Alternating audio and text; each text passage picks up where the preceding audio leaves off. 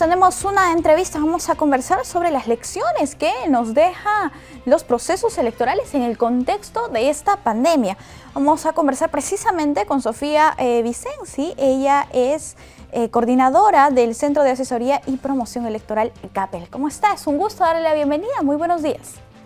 Muy buenos días, muchas gracias por la invitación. No, usted las gracias por acompañarnos. Por favor, coméntenos cómo ha afectado la pandemia a los procesos electorales. Sí, claro. Como ustedes sabrán, en el año 2020 inició realizando los procesos electorales que estaban previstos. Y se inició, por cierto, la primera elección que tuvo fue las elecciones extraordinarias en Perú. En el mes de enero se realizaron elecciones en Costa Rica, aun cuando ya había pandemia en algunos otros países a nivel mundial.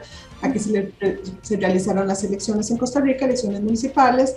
También hubo elecciones en República Dominicana, en unas elecciones municipales que debieron ser suspendidas por otro motivo que no fue la pandemia. Y en el mes de marzo, el 15 de marzo, se realizaron elecciones en República Dominicana nuevamente, cuando ya muchos de nuestros países de América Latina ya estaban sufriendo algunos contagios importantes por el tema de la pandemia. En este momento fue cuando se dijo que ya la pandemia, que el COVID era una pandemia a nivel mundial, y en este momento muchos de los organismos electorales tuvieron que cerrar sus puertas y replantearse qué iban a hacer con los procesos electorales que seguían inmediatamente a partir del mes de abril, ¿verdad? Por supuesto, este coronavirus afectó la planificación de los procesos electorales. Muchos de los organismos electorales tuvieron que cerrar por temas de toque de queda, etcétera, pero aún así rápidamente pudieron replantearse el trabajo de una manera virtual, tomando algunas medidas importantes, y aquellos que definitivamente tenían que ir a sus organismos electorales porque eran actividades presenciales, se tomaron las medidas y protocolos sanitarios para el trabajo en sus oficinas. No obstante, a pesar que el trabajo fue remoto, que hubo que cambiar en la mayoría de los, si no digo todos los procesos electorales que iba a haber, o lo que restaba de este primer semestre, la actividad siguió. Se tuvieron que tomar medidas muy importantes, como por ejemplo plantearse las estrategias de educación y capacitación, no solo de los miembros de mesa y coordinadores de recintos electorales, sino también educación y capacitación al votante, para llamarlos a votar y que estuvieran convencidos que ir a votar no era peligroso y no se iban a contagiar. Claro. También entró todo este tema de redacción, planteamiento de protocolos sanitarios que los organismos electorales no solo tuvieron que redactar y aprobar al interno, sino que aquí ya entraron otras instituciones y otros actores que nunca habían entrado en un proceso electoral, como Ministerios de Educación, Organización Panamericana de la Salud, etcétera. Aún así, lo lograron y tuvieron sus protocolos sanitarios. Claro, a su vez, tuvieron que plantearse todo lo que era el día de la elección. Y aquí es donde se ve una de las mayores afectaciones, pero que los organismos electorales pudieron resolver bien.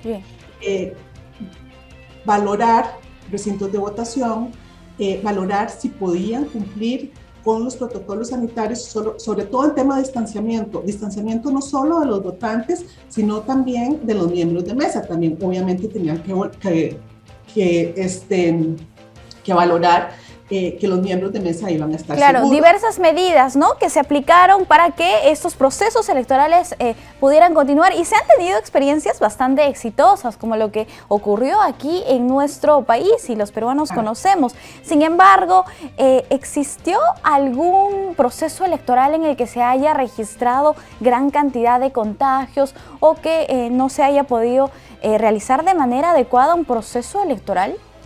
No se tiene registro. Y en aquellos casos que hubo un leve contagio, no fue solamente por el proceso electoral, sino fue por otras causas. Por ejemplo, en República Dominicana, el toque de queda terminó una semana antes del proceso electoral. Entonces la gente, al haber estado durante meses con toque de queda sin poder salir, una semana antes de las elecciones salió, ¿verdad?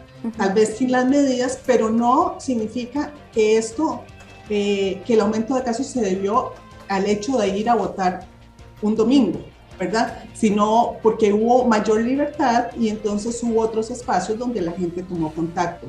En Honduras, la elección interna y primaria de partidos políticos de marzo se realizó en un momento de pico de la pandemia, que se sabía que los casos iban a aumentar con o sin elecciones, ¿verdad? Pero muchos de estos procesos electorales no se podían posponer más o no se pudieron cambiar porque en América Latina las fechas de los procesos electorales están regulados hasta por la Constitución, ¿verdad? Constitución, leyes, reglamentos, y muchas veces esto no se puede modificar de manera muy fácil y no quedó más a estos organismos electorales que realizar sus procesos electorales. Pero yo no creo que sea una causa ir a votar aumento de casos de COVID. Perfecto. Más, en algunos países como Bolivia o Chile, más bien en los días posteriores a las elecciones los casos de contagio bajaron. Bien, excelente. Ahora, ustedes como CAPEL también han observado el proceso electoral peruano. ¿Cuáles son las impresiones que han tenido y también las recomendaciones que se tendrían que dar? Porque el próximo año también celebramos elecciones primarias y también elecciones regionales y municipales que son bastante masivas y seguramente también continuaremos en el contexto de esta pandemia. Pues en el momento en que se realizaron las elecciones en Perú, ya había habido mucho conocimiento de otros procesos que ya se habían realizado, había experiencia acumulada y por supuesto la OMPE aprovechó esta experiencia acumulada, abrimos espacios de cooperación horizontal entre organismos electorales, intercambio de protocolos, de experiencias, de resultados de la implementación de estos protocolos sanitarios y realmente la valoración de lo que hizo OMPE es muy buena realmente. OMPE tomó medidas que otros organismos electorales no tomaron, por ejemplo, ampliar el horario de votación, incrementar el número de centros de votación, lo que tenía que ver con el acomodo al interno de los centros de votación, de las casillas de votación o de las mesas de votación y realmente preocuparse por distanciamiento.